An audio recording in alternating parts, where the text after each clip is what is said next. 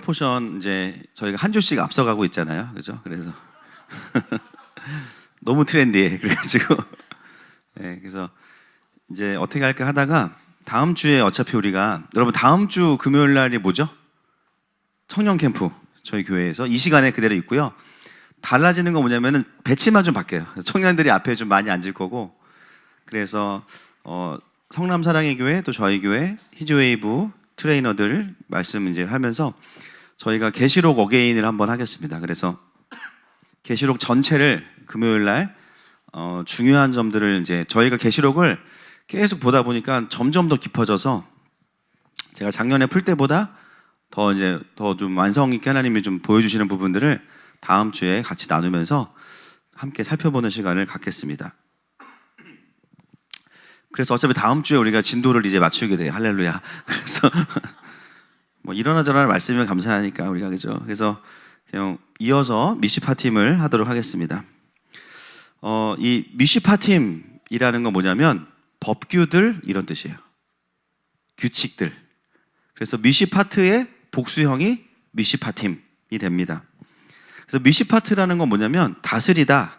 이 샤파트라는 동사에서 나온 명사형입니다. 그래서 다스리는 규칙들 이런 뜻을 가지고 있습니다. 그래서 미시파트는 뭐냐면 어떤 예를 들면 시내산에서 주어진 그 10계명이 하나님의 율법이라고 한다면요. 미시파팀은 뭐냐면 각자에게 구체적인 삶의 지침으로 풀어지는 게 미시파팀이에요. 그래서 이 자체가 무엇을 의미하냐면 하나님의 통치는 우리의 삶에 매우 구체적이다 라는 것을 말하는 거죠. 여러분 신앙생활이 이제 이분법적인 신앙생활을 하는 분들의 특징이 뭐냐면 주일날 삶의 모드가 있고 평일 모드가 있어요. 결국 무엇의 부재냐? 미시파팀의 부재인 거예요. 주님만이 왕이십니다 고백하지만 삶에 들어가서는 무엇인가를 선택해야 되는 그 순간에서는 뭐예요? 하나님의 통치의 결정을 하는 것이 아니라 세상의 논리나 내가 두려워하는 것들에 반응해서 그 선택을 하게 되죠. 그래서 우리가 이제 쭉 보게 되는 흐름은 뭐냐면 이드로를 통해서 공동체가 정렬되고 난 다음에 시내산에서 하나님께서 이제 법률을 10계명을 주시고 나서 그 다음에 나오는 내용이 이 삶의 구체적인 지침들입니다. 그래서 오늘 이제 21장부터 쭉 나오는 24장까지의 주제만 한번 살펴보면 첫 번째가 종의 규례. 오늘이 이제 가장 집중해서 볼 부분이고요.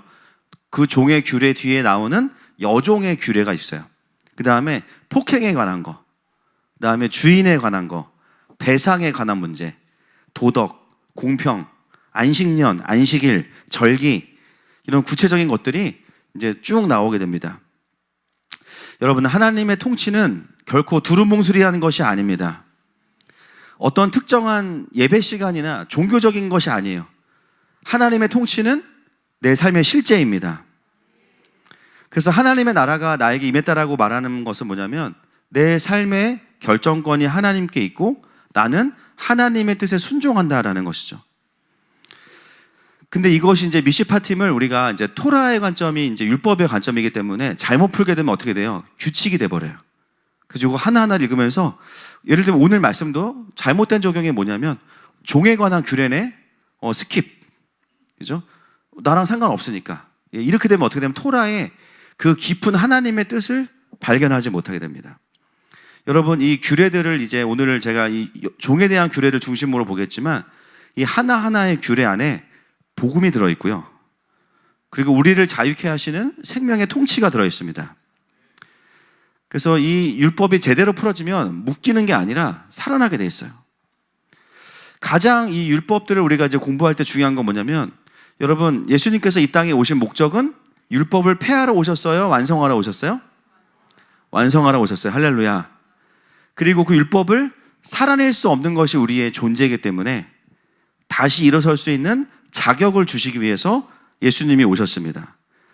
그래서 복음이 없이는 율법을 이룰 수가 없는 거고요. 그리고 더 중요한 게 있습니다. 예레미야 31장 33절 말씀 시작.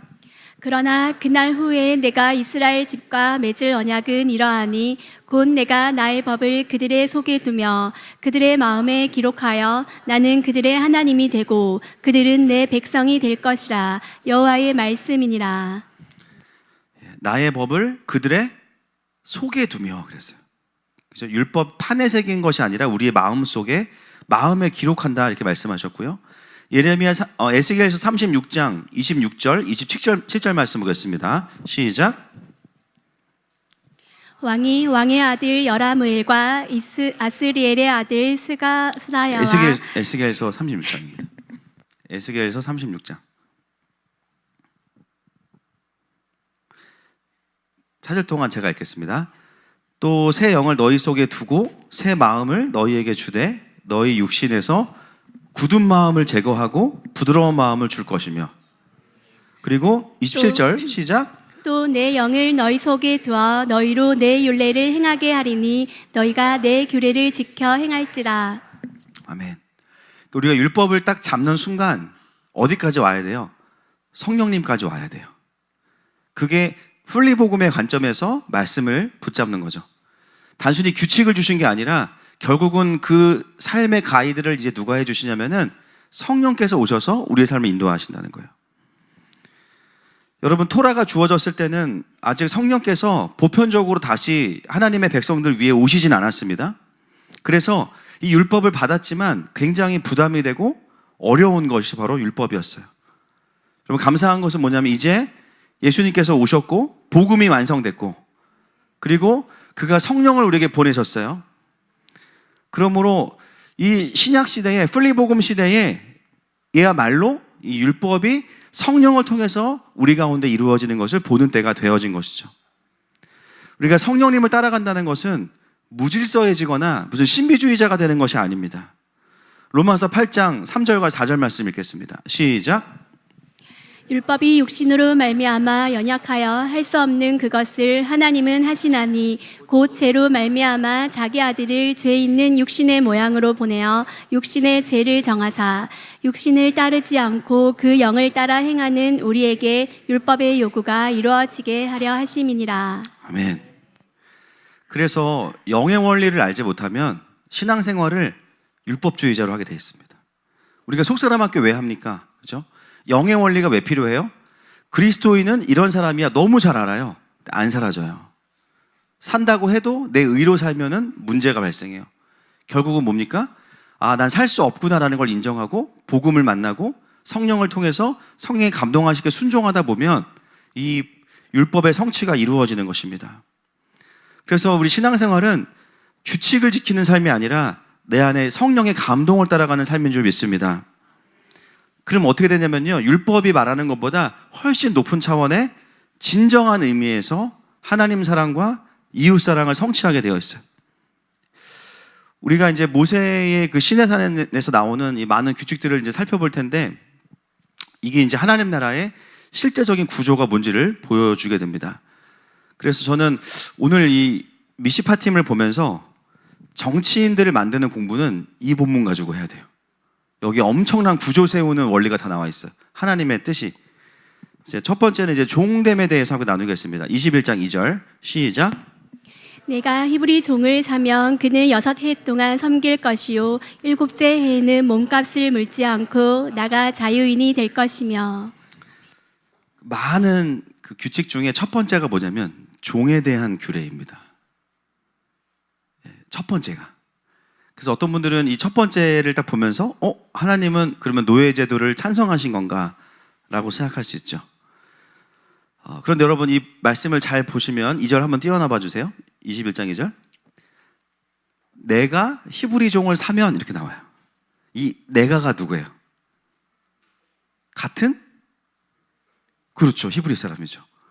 그러니까 이 노예제도를 하나님께서 인정하신다는 게 아니라 히브리인들, 유대인들에게 이스라엘에게 너가 히브리 종을 사면 이렇게 나와요. 이것은 하나님께서 노예제도를 인정하신다는 게 아니고요. 실제로 지금 그들 안에 어떤 일이 벌어지고 있냐면은 출애굽한 지 얼마 되지도 않았는데 벌써 누군가 누구에게 팔리거나 그런 일들이 계속해서 이제 일어나기 시작한다는 거예요. 여러분, 사람이 사람의 종이 되는 것은 하나님의 의도가 아닙니다.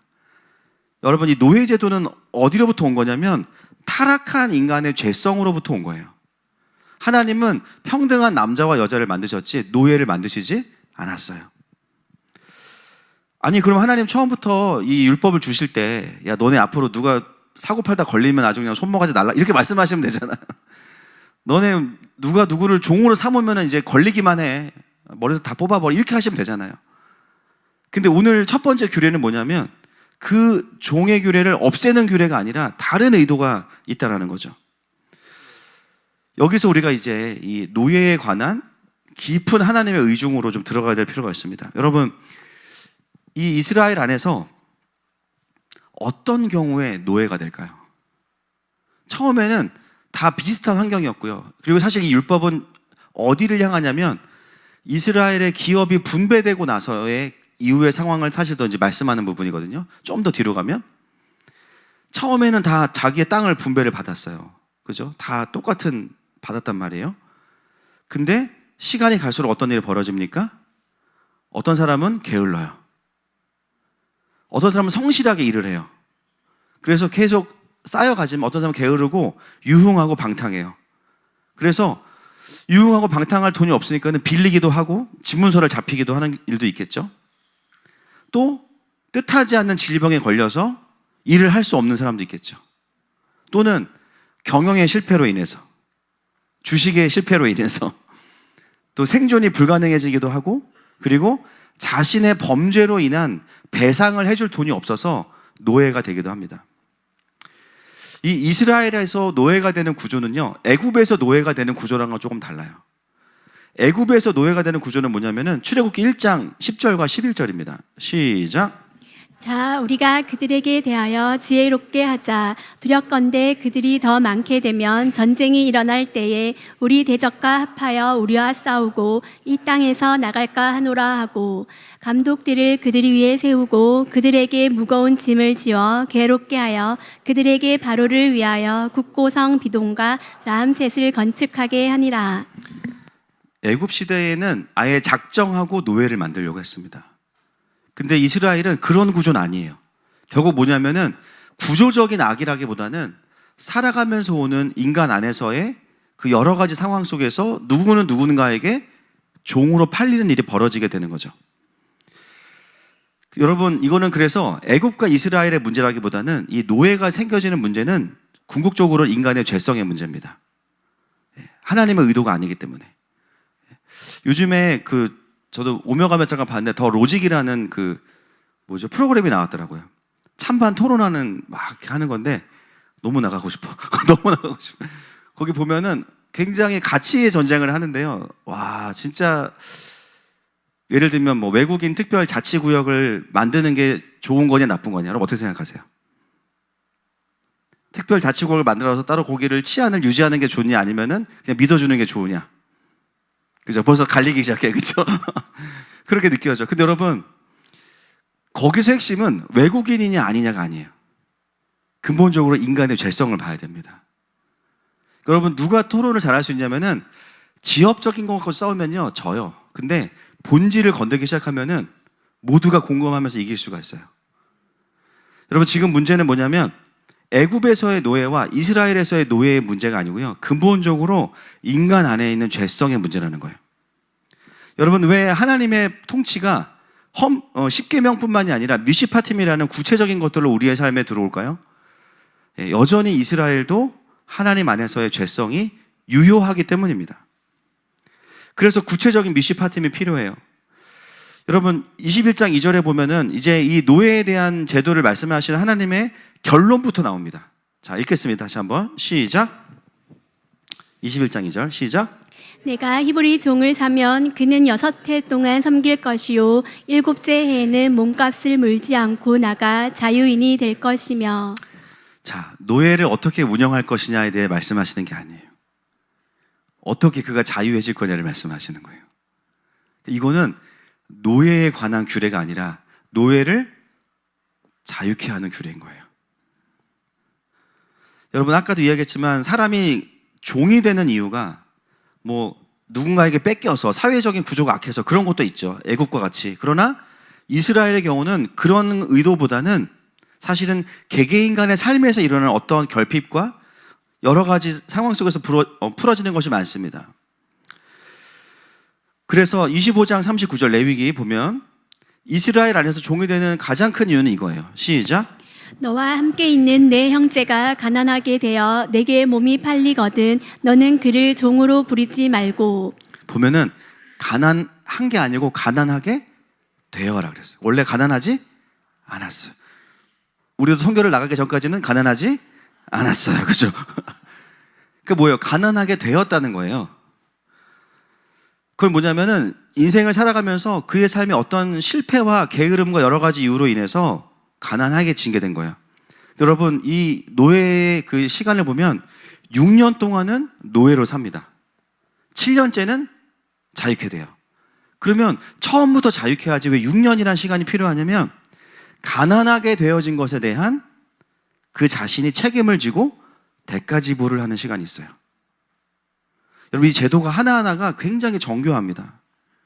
그 6년 동안 노예로 지내면서 자유의 소중함을 다시 깨닫고, 그러나 영구히 종이 되는 게 아니라 7년이 지나면은요 다시 복귀할 수 있다는 거예요. 그 복귀를 준비하는 시간으로서 이 종된 사람을 준비시키고 성장시키는 것에 이 시간의 의미가 있다는 거예요. 여러분, 이미 종이 됐다는 건 뭐냐면은 먹고 살 수 없다는 겁니다. 죽음 직전까지 내몰리게 되었는데, 이때 종이 된다는 건 뭐냐면 오히려 반대로 말하면 누군가의 보호 아래로 들어가게 되는 것을 의미해요. 그래서 이 종의 제도를 우리가 사회적으로 보자면은 공동체의, 국가의 최후의 안전망이라고 볼 수 있어요. 그런데 그것은 뭐냐면 여기 머물러 있어 이게 아니고요, 너 여기서 다시 재기해야 돼. 다시 살아나야 돼. 다시 준비해서 자유인이 돼야 돼. 재기할 수 있는 안전망이라는 거예요. 사람들은 이 노예제도를 어떻게 사용합니까? 자기 마음대로 사람을 소유하는 것이라고 생각해요. 내 마음대로. 그게 인간의 죄성이지만 하나님은 그 제도를 어떻게 바라보시냐면은 망가진 사람을 보호하고 다시 자유케 하는 방법으로 사용하기를 원하시는 거예요. 아까 다 읽지 못한 레위기 25장 말씀을 마저 읽어보겠습니다. 25장 39절부터 43절 시작. 너와 함께 있는 내 형제가 가난하게 되어 내게 몸이 팔리거든 너는 그를 종으로 부리지 말고 품꾼이나 동거인이나 같게 함께 있게 하여 희년까지 너를 섬기게 하라. 그때에는 그와 그의 자녀가 함께 내게서 떠나 그의 가족과 그의 조상의 기업으로 돌아가게 하라. 그들은 내가 애굽 땅에서 인도하여 낸 내 종들이니 종으로 팔지 말 것이라. 너는 그를 엄하게 부리지 말고 내 하나님을 경외하라. 여러분, 이 내용들이 뭐예요? 다 그 기업으로 돌아가게 하라라는 거예요. 그래서 미시파 팀의 첫 번째 나오는 노예 제도는 노예를 인정하는 제도가 아니라 종된 자를 자유케 하는 제도를 하나님 말씀하고 계시는 것입니다. 그래서 읽어보면 그들의 자유케 됨에 대한 말씀을 계속 출애굽기에 하고 계세요. 자, 3절 출애굽기 21장 3절과 4절 말씀 시작. 만일 그가 단신으로 왔으면 단신으로 나갈 것이요 장가 들었으면 그의 아내도 그와 함께 나가려니와 만일 상전이 그에게 아내를 주어 그의 아내가 아들이나 딸을 낳았으면 그의 아내와 그의 자식들은 상전에게 속할 것이요 그는 단신으로 나갈 것이로되. 여러분, 이게 다 무슨 굳이 이렇게까지 다 쓸 필요가 뭐가 있을까요?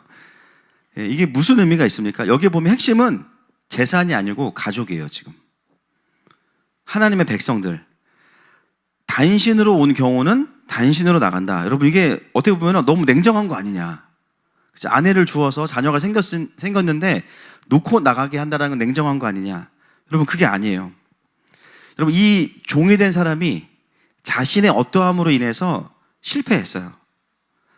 다시 기반을 만들고 나가서 가족들을 건사할 수 있는 구조를 만들어야 돼요. 그리고 어차피 아내와 딸들도 자녀들도 7년이 지나면 자유케 돼요.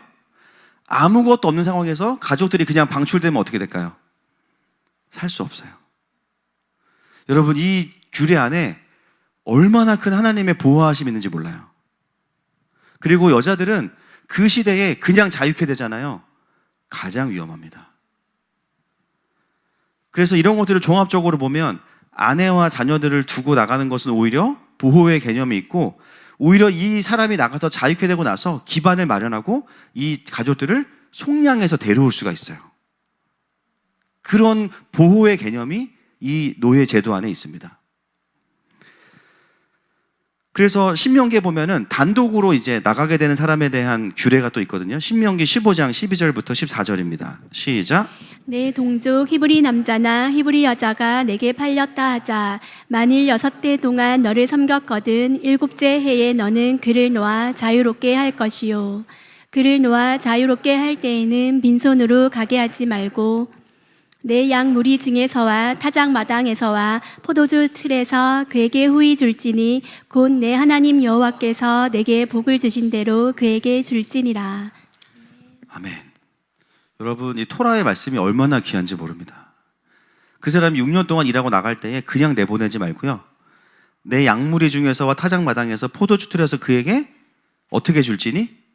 후히 줄지니 곧 내 하나님 여호와께서 너에게 복을 주신 그대로 그에게 주지. 이게 뭐냐면 그 사람을 종으로 드렸는데요, 그걸 하나님 기뻐하시고 그 사람을 보호하는 동안 이 사람을 통해서 그 가정에 복을 주신 거예요.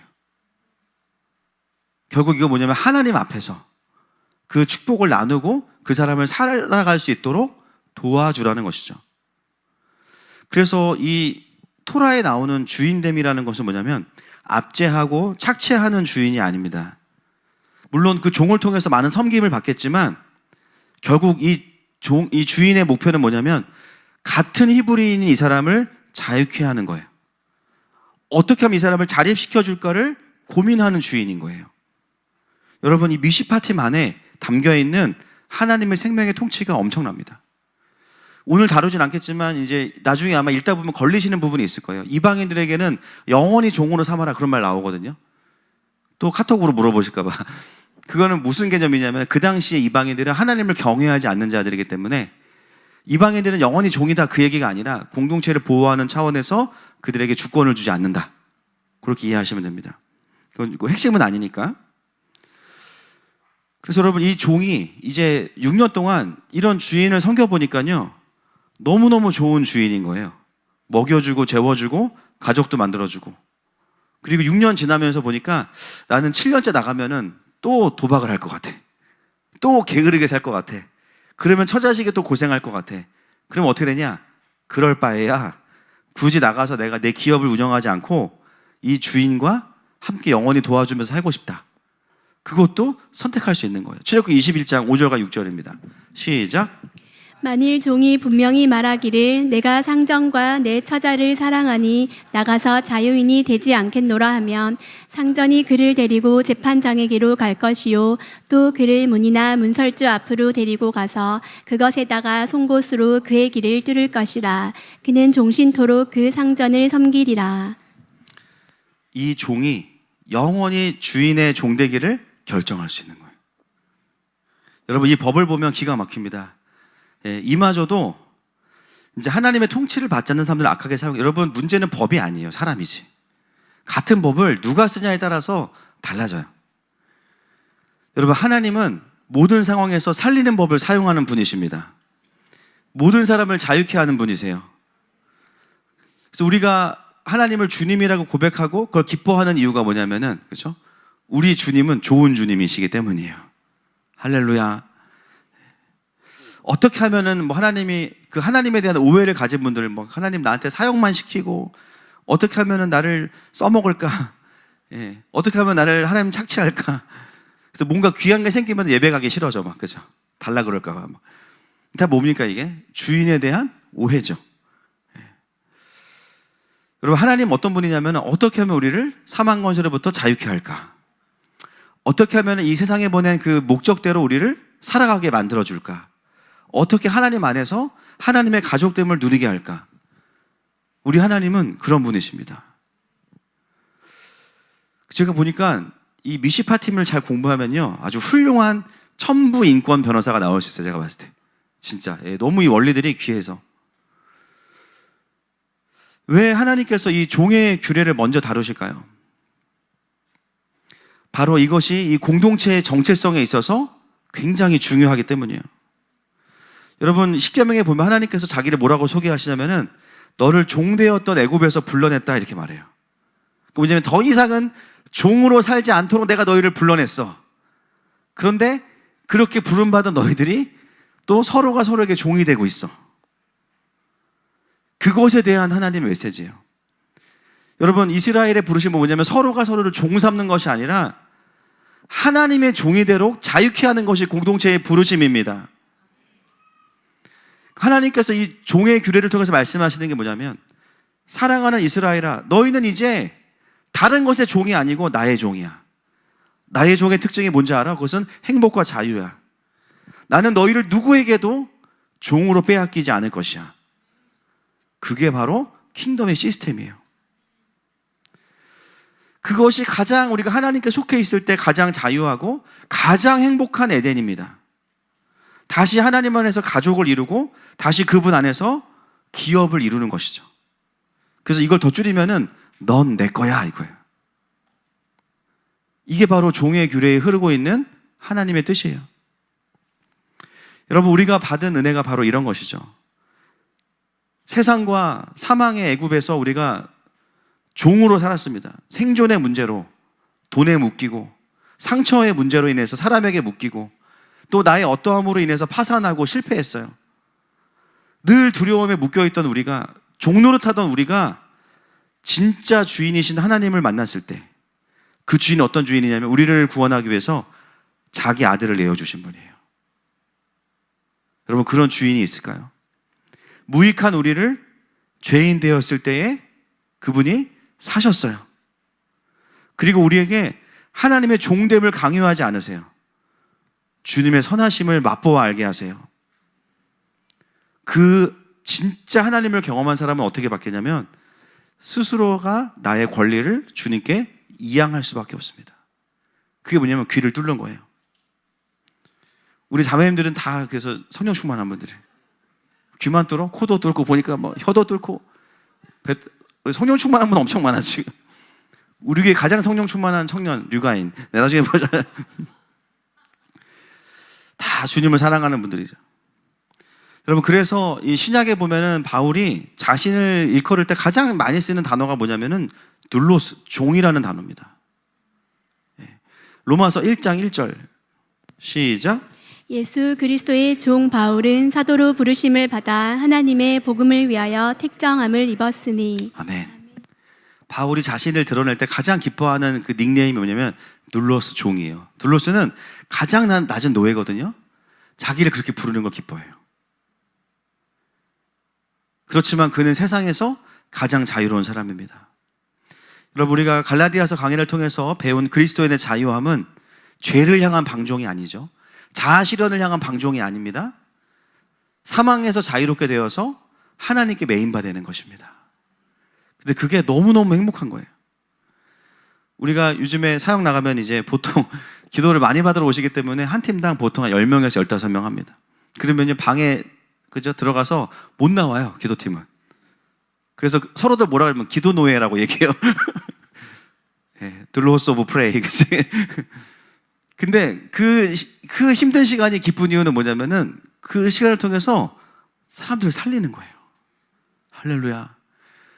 여러분 5명만 넘어가도요 막 그죠 씌었는데 눈이 침침해지고 보이지도 않고. 근데 왜 우리가 살리냐면은 그들에게 인생에 있어서 그 10분 15분은요 완전 터닝 포인트이기 때문입니다. 할렐루야. 오늘 낮에도 예수님 안 믿는 분 한 분 제 전화로 기도해 드렸는데 많이 우시더라고요. 저는 뭐 누군지도 몰라요. 그냥 전화로 기도해 드렸는데 본인도 불교인데 자기가 왜 이렇게 우는지 모르겠대. 전화로 막 거의 우시더라고. 하나님 막 위로하시더라고요. 보니까 그 5분의 시간이 그분의 인생에 있어서는 뭐냐면 하나님의 통치가 풀어지는 시간이에요. 여러분 우리의 자유함은 내 마음대로 사는 방종이 아니고 그죠? 살리는 삶으로의 부르심이고 나를 이 땅에 보내신 하나님의 뜻 앞에 정렬되어지는 부르심이에요. 할렐루야. 고린도전서 9장 19절 말씀 보겠습니다. 시작. 내가 모든 사람에게서 자유로우나 스스로 모든 사람에게 종이 된 것은 더 많은 사람을 얻고자 함이라. 아멘. 그래서 사도 바울이 세게 설교할 수 있었던 게 뭐냐면요, 사람을 두려워하지 않아요. 그렇지만 그러면 사람들 잃어버렸냐? 아니요, 더 많은 사람을 얻었어요. 그래서 우리는 인간적인 배려와 중도 이런 거 아니라 진리를 선포해서 영혼들을 살려야 됩니다. 그렇게 6년이 지나고 나서 7년째가 되면 종이 자유케 돼요. 그렇죠? 여러분, 이 7년째의 자유케 됨은 이미 예수님을 통해서 완성됐습니다. 예수님이 십자가에서 이미 모든 죄와 사망 권세로부터 우리를 자유케 하셨어요. 앞으로 일어날 일이 아니라 이미 하나님께서 이루신 일입니다. 그래서 우리의 삶은 뭐냐면, 이 바벨론 시대를 살아가면서 할 수만 있으면 사단은 인본주의의 종이 되게 하려고 하겠죠. 그래서 결국 우리에게 원하는 게 뭐냐면 짐승의 표를 받게 하는 거예요. 이 세상에서 나를 공인할 수 있게 인정할 수 있는 아이디를 받게 하는 거. 가짜 평화, 가짜 인권, 가짜 자유. 오늘 낮에 우리 아주 거대한 아이돌 회사 다니는 교회 집사님 있잖아요. 그죠? 요즘에 우리 승원이하고 진규 집사하고 지금 성경 앱을 다시 개발하고 있는데 너무 좋아요. 이게 페이퍼처럼 보이는 앱인데 플리복음도 들어가고 킹덤에 대한 것도 들어가는 앱으로 이제 만들고 있는데, 그 미팅하려고 잠깐 만났다가 이제 그 회사 얘기를 좀 들었어요. 와, 그냥 최첨단 바벨론으로 가는 일들이 그냥 설교 듣고 가서 보면은 세상에서 그게 그냥 확인되는 일이죠. 그들의 어떤 마케팅이나 그들의 어떤 코드나 이런 것들이 진짜 성경에 나오는 그대로. 지금 나오는 아이돌들의 모티브가 뱀파이어예요, 뱀파이어. 그래서 무슨 행사를 하냐면 헌혈하고 그 무슨 초콜릿 준다 그러더라고요. 영혼을 파는 구조 완전히 똑같이 만들어 놓고. 그러면서 이제 전 세계의 이 문화를 어떻게 이제 풀어갈 것이. 여러분, 이미 가장 다음 세대들에게 이 가장 강력한 메신저가 뭐냐면 이 문화를 통해서 들어오는 메시지이기 때문에 아이들이 듣는 음악, 아이돌, 가장 먼저 여기에 이제 영적인 어두움들이 들어올 수밖에 없어요. 그들이 아이들에게는 뭐예요? 선지자기 때문에. 그래서 마지막 때에 나라를 얻지 못한 권세자들이 나와가지고요, 세상을 미혹하잖아요. 그게 뭐냐면 대통령이 아닌 자들. 쉽게 말하면 문화 대통령, 그죠? 뭐 IT 대통령, 기술 대통령, 아이들에게는 뽀로로, 그죠? 어린이의 대통령, 고아형 가득하죠 거기, 그죠? 그런 방식으로 사실은 진짜 어떤 권세를 갖지 않았지만 실질적으로 많은 권세를 가진 자들이 나와서 미혹하는 구조가 완성되고 있어요. 사단이 하고 있는 일이죠. 그래서 우리가 말씀드리는 게 뭐예요? 우리의 힘으로 이거 이길 수 없다는 거예요. 그냥 그건 진행이 되고 하나님이 허락하셨기 때문에 중요한 거는 그것과 싸우면 안 되고 지금 하나님이 하시는 그 하나님의 부흥의 지점에 가서 일을 해야 우리가 이제 어렵지 않은데, 많은 분들이 뭐예요? 나라를 향해서도, 그죠? 기도 한 번으로 이길 수 없거든요. 그래서 안 되는 싸움을 하면서 계속 낙심하게 되는 이유가 바로 하나님 나라를 잘 이해하지 못하기 때문입니다. 결국은 이 마지막 때의 사단의 역할은 뭐냐면 우리를 결과적으로는 짐승의 표를 받는 자리로 갈 수밖에 없도록 가치관 전쟁, 미혹, 영적인 묶임, 두려움, 협박, 필요성, 이 모든 걸 종합해서 딱 그 자리로 가게 만들어요. 그 시대를 우리가 살아가고 있죠. 여러분, 우리가 마지막 때의 싸움 뭐냐면은 누구의 종이 될 것인가입니다. 결론적으로는 누구의 종이 될 것인가. 저는 이 귀를 뚫는다는 거를 요번에 좀 더 이렇게 눈에 확 들어왔어요. 귀를 근데 누가 뚫어주냐면은 21장 5절 6절 보겠습니다. 출애굽기 시작. 만일 종이 분명히 말하기를 내가 상전과 내 처자를 사랑하니 나가서 자유인이 되지 않겠노라 하면 상전이 그를 데리고 재판장에게로 갈 것이요 또 그를 문이나 문설주 앞으로 데리고 가서 그것에다가 송곳으로 그의 귀를 뚫을 것이라. 그는 종신토록 그 상전을 섬기리라. 귀를 누가 뚫어줘요? 상전이 뚫어줘요. 종은 고백만 하는 거예요. 여러분, 이게 굉장히 의미가 있죠. 우리가 예수님을 믿기로 결단하고 고백할 때, 나의 구원자와 주인으로 고백할 때 어떤 일이 벌어집니까? 영적으로는 우리의 주인이신 예수님께서 우리에게 귀를 뚫어주시는 거예요. 에베소서 1장 13절 말씀 시작. 그 안에서 너희도 진리의 말씀 곧 너희의 구원의 복음을 듣고 그 안에서 또한 믿어 약속의 성령으로 인치심을 받았으니. 바로 이것이 인치심이에요. 나는 그리스도인이야, 나는 어느 교회 교인이야 주장하는 게 아니라 성령께서 우리를 인치신 거예요. 그리고 이 인은 또 마지막 때에는 다른 의미에서의 또 인이 있죠. 남은 자로서도 우리에게 주어지는 것이죠. 7장 3절 계시록 시작. 이르되 우리가 우리 하나님의 종들의 이마에 인치기까지 땅이나 바다나 나무들을 해하지 말라 하더라. 아멘. 훈리복음이 풀어지고 남은 자로 살기로 고백하는 자들에게 하나님은 그분의 주권과 은혜로서 인을 쳐주십니다. 그래서 우리가 해야 되는 사역은 뭐냐면요, 하나님 나라의 복음을 다 전하고 그 복음에 반응하게 하는 거예요. 하나님 앞에 고백하게 하는 거예요. 그러면 귀를 뚫어주는 것은 우리가 하는 것이 아니라 성령께서 각 사람에게 인을 치십니다. 그래서 인이 쳐진다는 게 뭐냐면 짐승의 표를 받아야 되는 곳에 먼저 인이 딱 쳐져 있는 거예요. 그래서 짐승의 표와의 싸움은 뭐냐? 하나님께 선택받은 자로서의 삶으로 싸우는 겁니다. 안 받아야지 안 받아야지 이게 아니라 하나님의 사람으로 살고 있으면, 하나님의 종으로 살고 있으면 짐승의 표에 가까이 갈 수 없게 되죠. 그래서 여러분, 이것은 우리의 어떠함이 아니라는 거예요. 가끔 우리가 왔다 갔다 해 보여도, 자, 따라합시다. 잠언에 이런 말씀 있는 것 같은데 따라하겠습니다. 썩어도 준치다. 시작. 네, 썩어도 준치다. 전 이 말이 너무 좋아요. 썩어도 준치다. 여러분, 전 이제 먹어본 적은 없는데 준치라는 게 드셔보신 분 계세요? 예, 워낙 육질이 단단하고 지방미가 풍부해서 이게 살짝 맛이 가도 고소한 맛과 향이 난다라고 재미나이가 얘기해줬어요. 그래서 약간 맛이 가도 이게 그 품격이 워낙 높아서 가치가 있다. 썩어도 준치다. 이게 저는 이제 하나님의 음성으로 들리는 거예요. 우리가 왔다 갔다 할 수 있는데 우리는 인이 쳐져 있어. 할렐루야. 예, 썩어도 준치예요. 때로 넘어지고 또 미혹되는 것 같고, 또 사단은 끊임없이 우리에게 이야기해요. 너 맛이 갔어. 너는 끝났어. 너는 썩었어. 주님 뭐라고 말씀하시냐면 잠언 말씀을 피시고 썩어도 준치다 말씀하시는. 왜요? 너는 내 종이니까. 내가 너에게 인쳤으니까. 할렐루야. 그 인침은 내가 치는 게 아니에요. 하나님의 주권이에요. 여러분, 종이 문제가 생기면 주인이 책임지지, 그죠? 우리가 섬기는 주인은요, 우리를 버리는 주인이 아니거든요. 이미 그 종을 위해서 자기 아들을 대가지 부렸기 때문에 절대 우리를 버릴 수 없어요. 아들 아까워서. 할렐루야. 드린 돈이 얼마인데 우리한테, 그죠? 내 안에 그리스도가 계시고 성령이 계시기 때문이에요. 결국 어떻게 되냐면 내 안에 그 하나님의 통치와 생명이 나의 모든 어둠과 사망을 뚫고 나를 자유케 하십니다. 그것이 바로 하나님의 주대심이에요. 우리는 주대심을 항상 포기하는 쪽으로만 적용했지만 그건 우리의 입장이고 하나님의 주대심은 다르죠. 내가 이 종들에게 진짜 선한 주인인가? 이들이 나에게 왔을 때 살아나는가? 이들이 나에게 왔을 때 자유케 되어지는가? 그것이 하나님께서 고민하시는 주대심이에요. 결국 진짜 하나님을 만난 자들에게 어떤 일이 벌어지자면 자유케 되고 부르심의 자리를 발견하고 주님을 섬기고 열방을 자유케 하는 자리로 가게 됩니다. 할렐루야.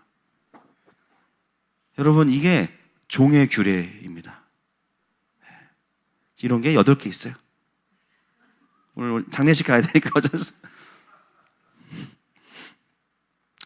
뒤에는 뭐 짧게 보면은 21장 12절부터 36절까지 보면요, 폭력과 손해배상인데 여기 보면은 눈에는 눈, 이에는 이. 예. 여러분, 제가 이거 되게 은혜로운 거라고 말씀드렸죠. 우리는 눈에는 뭐예요? 그 사람의 목이야, 그렇지? 우리는 절대 또 이거 당한 대로 안 갚잖아요, 그죠? 꼭 거기에 이자 쳐가지고 복수하는데, 예.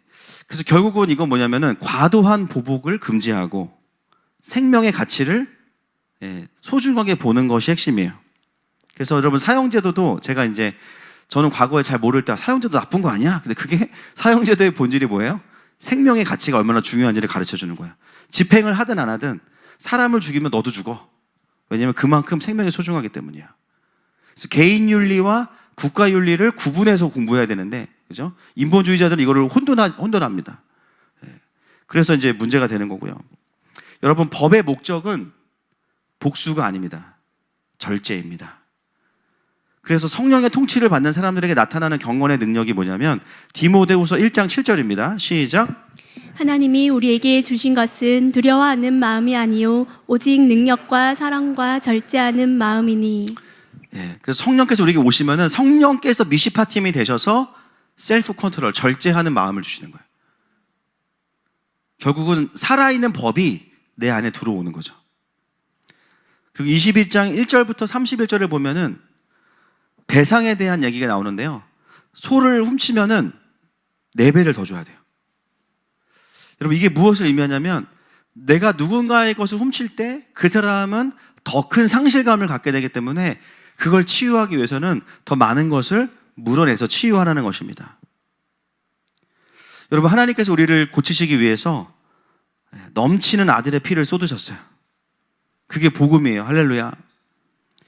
그래서 우리가 하나님 안에서 그 보혈 앞에 나아가면 못 고칠 상처가 없습니다. 아멘이십니까? 이런 내용들이 계속 하나님의 규례 안에 들어있어요. 그리고 22장 21절을 한번 읽어보겠습니다. 고아와 과부에 대한 메시지, 나그네들. 시작. 너는 이방 나그네를 압제하지 말며 그들을 학대하지 말라. 너희도 애굽 땅에서 나그네였습니다. 네, 우리가 항상 이 적용하는 말씀이죠. 우리가 누구보다 우월하고 돈이 많아서 적선하는 개념의 구제가 아니라 그랬어요. 그죠? 그게 나라는 거예요. 그 어렵고 그 힘든 사람, 그 고아와 과부가 나의 영적인 상태이기 때문에 오히려 그 사람을 통해서 나를 보는 거고 하나님이 나를 어떻게 사랑하셨는지를 깨닫기 때문에 우리가 섬겨야 된다는 거 말씀을 드렸습니다. 23장 1절부터 13절은 공정한 재판입니다. 23장 2절과 3절 말씀 읽어보겠습니다. 시작. 다수를 따라 악을 행하지 말며 송사의 다수를 따라 부당한 증언을 하지 말며 가난한 자의 송사라고 해서 편벽되이 두둔하지 말지니라. 자, 여러분, 이게 이제 또 사법정의가 여기 들어있어요. 23장 2절을 쉽게 말씀드리면 여론을 따라가지 말라는 겁니다. 지금 여러분, 나라가 하는 일이 뭐 여론을 막 만들어요. 그렇죠? 거짓 여론을 만들어서 법조인들이 움직이게 만들죠. 막 그런 선택을 하게 만들죠. 그거 하지 말라는 거예요. 두 번째, 가난한 자의 송사라고 해서 편벽대에 두둔하지 말라. 이렇게 놀라운 거 뭐냐면 가난하다고 해서 편들지 말라는 거예요. 그러면은 부자의 편도 들지 말라는 말씀도 있어요. 그건 왜 없을까요? 여러분, 사람의 통합되지 않은 궁유람이 어떻게 작용하냐면은, 그죠? 밸런스가 아니라 가난한 자에게 더 마음이 갈 수밖에 없어요. 근데 말씀은 뭐라고 하냐면 그거 안 된다는 거예요. 그것이야말로 하나님의 공의를 굽게 만드는 것 중에 하나다라는 거예요. 인간적인 궁율 또한 하나님 앞에서 절제되지 않으면 어떻게 돼요? 공의롭지 않게 된다는 거예요.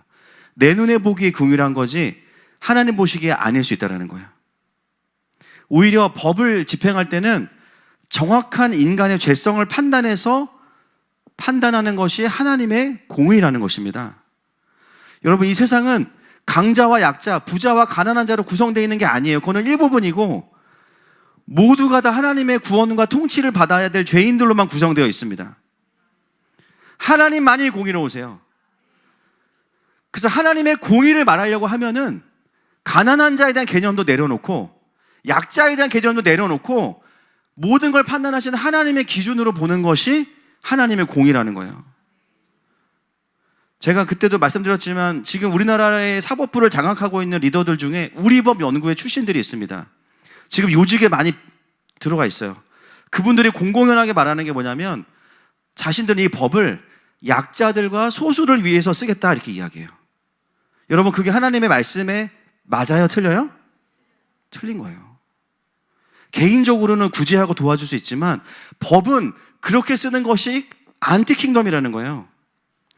그들이 말하는 그 약자와 소수라는 자들조차도 결국은 뭐냐면 사회주의적 관점에서의 약자예요. 유물론적인 관점, 갖지 못한 자와 가진 자, 성경적인 인간론이 아니에요. 노동자와 인권과 소수자의 인권을 우선적인 헌법적인 가치로 여기겠다 말하는 것 자체가 사법의 정의를 훼손하는 일입니다. 그래서 여러분, 재판하는 데 가보면은 그 법의 여신이 눈을 어떻게 가리고 있죠. 저울을 딱 가지고, 그죠? 보지 않는 거예요. 왜냐면은 내가 보는 게 옳은 게 아니기 때문이에요. 내가 보기엔 이 사람이 궁유라고 이 사람이 나쁜 사람 같아. 근데 하나님 보시기엔 아니야. 정확하게 보면 아닌 거예요. 그렇기 때문에 법에 대한 공정성을 여기서 이야기하고 있습니다. 사람의 과도한 궁유함으로 보면은요, 법은 지켜질 수 없다는 거예요. 그래서 그런 기조는 반성경적이고 반헌법적이라는 거예요. 이런 이야기들이 구체적으로 나와 있습니다. 안식과 안식일 23장 10절부터 19절. 여기 보면 안식년은 땅에 대한 이야기만 나와요. 그래서 마지막 이제 안식년 때는 뭐냐면 내 소유권을 내려놓고 하나님이 공급하신다는 것을 몸으로 고백하는 그 훈련을 하는 게 안식년입니다. 그래서 그때 어떤 일이 벌어지냐? 내 땅에서 가난한 자들이 먹고 나의 소와 종들도 쉬고 살아난다라는 거예요. 여러분, 나의 안식은 다른 사람의 살아남과 관련이 있대요. 제가 말씀 보다가 내가 쉬면 교육자들이 안 아플까? 그 생각이 들었어요. 주님이 주신 음성인 것 같습니다.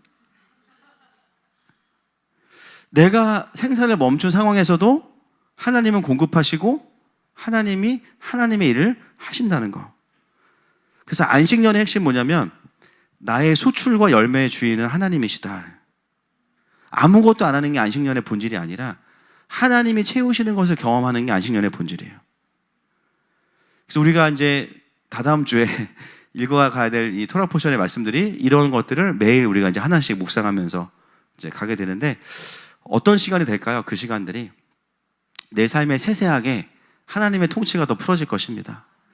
예. 모든 걸 다 설명해 놓진 않았지만 그 원리들이 풀어지면서 아, 내가 이 부분에서 하나님의 통치가 아니었구나라는 것들을 알게 되죠. 그리고 나면 23장부터 24장까지는 뭐냐면 이제는 하나님의 언약 안에 거하는 자들을 하나님이 지키신다는 거예요. 23장 20절부터 22절 시작. 내가 사자를 내 앞서 보내어 길에서 너를 보호하여 너를 내가 예비한 곳에 이르게 하리니 너희는 삼가 그의 목소리를 청종하고 그를 노엽게 하지 말라. 그가 너희의 허물을 용서하지 아니할 것은 내 이름이 그에게 있음이니라. 내가 그의 목소리를 잘 청종하고 내 모든 말대로 행하면 내가 내 원수에게 원수가 되고 내 대적에게 대적이 될지라. 아멘. 하나님께서 지키신다라는 겁니다. 예, 그러면서 그들이 이 삶의 양식을 가지고 가나안 안에서 살게 되면 24절 25절 보면요, 거기서 어떤 일이 벌어지냐? 그들의 우상이 무너질 것이다 이렇게 이야기해요. 여러분, 우리가 이 바벨론 시대에 아직은 산으로 가면 안 되죠, 그죠? 바벨론 안에 있어야 되는데 두 가지예요. 바벨론 안에 있는 것들을 가지고 나갈 준비를 해야 되고, 할렐루야, 합법적으로, 그죠? 합법적으로 막 특허 뭐 훔치 그러지 마세요. 합법적으로. 또 하나는 뭐냐면 바벨론 시스템 안에 살아가는 자들과 함께 있으면서 킹덤의 시스템을 가지고 그들을 무너뜨리는 거예요. 야, 너는 우리처럼 살지 않는데 이상하다, 삶이. 하나님이 보인다, 진짜. 그게 뭐예요? 우리는 간증이지만 그들에게는 가나안의 우상이 무너지는 일이에요. 그들은 돈이 제일이고, 그렇죠? 사람이 제일이고, 가짜 가치가 제일인데 우리는 그걸 거부해. 근데 달라. 생명이 있어. 하나님의 통치가 있어. 그게 뭐냐면 그 순간 그들 안에 가나안의 우상들이 무너지는 거예요. 여러분, 늘 말씀드리지만 제가 마지막 때를 강조하는데 항상 결론은 뭐냐면요, 오늘 그러면 우리는 어떻게 살 것인가요? 그때를 바라보면서 산으로 가자거나 그때까지 좀 참아보자가 아닙니다. 지금 승리하지 못하면 그때는 더 어렵다라는 얘기를 항상 드립니다. 지금도 내가 어느 편에 서야 될지 모르는 사람들이 수두룩해요. 지금 어떤 것이 하나님의 나라의 흐름인지 모르는 분들이 너무나 많아요. 뭐 보수고 진보고, 여러분 하나님을 모르잖아요. 결국 뭐냐, 내가 답이다 이러고 있어요. 결국은 여러분, 하나님이 답이십니다. 결론적으로는 바벨론 안에서 살아가지만 우리의 부르심은 바벨론화 되는 것이 아니라 결국 하나님의 백성의 양식으로 살아가게 될 때 내 주변의 우상들은 무너지게 된다는 거죠. 같은 회사, 같은 학교, 같은 시대를 살아가는데 하나님의 통치를 받는 사람들의 삶은 뭐가 다르냐? 하나님의 보호하심이 있어요. 그게 다른 것이에요. 그래서 24장 1절부터 여기를 마지막으로 4절부터 8절까지 보겠습니다. 넘어가고 15절부터 18절 시작. 모세가 산에 오르매 구름이 산을 가리며 여호와의 영광이 신의 산 위에 머무르고 구름이 엿새 동안 산을 가리더니 일곱째 날에 여호와께서 구름 가운데서 모세를 부르시니라. 산 위에 여호와의 영광이 이스라엘 자손의 눈에 맹렬한 불같이 보였고 모세는 구름 속으로 들어가서 산 위에 올랐으며 모세가 40일 40야를 산에 있으니라. 네, 여러분 이게 미시파팀이 쫙 풀어지고 나서 마지막 그림이 이거예요. 뭐냐면 신의 산 위에 모세가 있는데 하나님의 임재와 영광이 가득한 거예요. 여러분 이게 하나님의 통치의 절정의 모습으로 미시파팀은 끝납니다. 시작할 때도 신의 산에서 하나님의 말씀이 내려왔지만 그 말씀에 이스라엘 백성들이 우리가 그렇게 준행하겠습니다라고 말해요. 여러분 이스라엘은 토라가 두 개 있습니다. 구전된 토라가 있고요, 기록된 토라가 있어요. 근데 이스라엘 사람들에게는 구전된 토라가 사실 더 영향력이 있어요. 유대인들에게는. 근데 보면은 그들 안에 뭐가 있냐면, 그 얘기 중에 뭐가 있냐면 이 하나님의 말씀을 여러 사람들한테 이야기했는데 다들 거절했는데 이 이스라엘은 우리가 그대로 순종하겠습니다라고 유일하게 말했다, 이렇게 나와 있어요. 즉 뭐냐면 하나님의 말씀이 주어지고 그대로 순종하기로 결정했을 때 더 큰 영광과 임재가 이스라엘을 덮은 것입니다. 여러분 이게 없으면 마지막 때를 못 살아요. 이거는 흉내낼 수 있는 게 아니에요. 오늘 하루 진짜 영적인 만나거든요. 내가 오늘 하나님의 말씀 앞에 완전히 순복되고 정렬되어 있지 않으면 내 정신으로는 하루를 살 수가 없어요. 뉴스, 세상의 여러 가지 이야기들, 두려움들 이길 수가 없어요. 가정의 어려움들, 어두움들 이길 수가 없어요. 결국은 모세만 그런 것이 아니라 모세와 같이 신의 산 위에서 하나님의 그 임재 안에 깊이 들어가 있는 그 모습으로만 우리가 이 마지막 때를 살아갈 수가 있는 것입니다. 여러분 하나님의 통치는 규칙을 지키는 것이 아닙니다. 하나님을 대면하는 것입니다. 여러분 오늘 이 기도의 자리가 이 신의 산이 되기를 축복합니다. 그래서 오늘 다루지 못했지만 예레미야를 이제 같이 볼 텐데 거기 보면 유다의 백성들이요 히브리 노예들을 막 힘들게 해요. 그 얘기 나와 있어요. 뭐냐면 이 토라의 미시피팀을 안 지킨 거예요. 그래서 망했다, 그 얘기하는 겁니다. 말씀을 맺겠습니다. 이 시간 같이 기도하기 원합니다. 여러분 하나님께서 우리에게 아들을 주심으로 우리를 자유케 하셨습니다. 이전에는 이 두려움과 슬픔과 상처에서 절대 헤어날 수 없을 것 같았는데 어느 순간 그 모든 걸 다 바다에 던지셨고 우리를 자유케 하셨어요.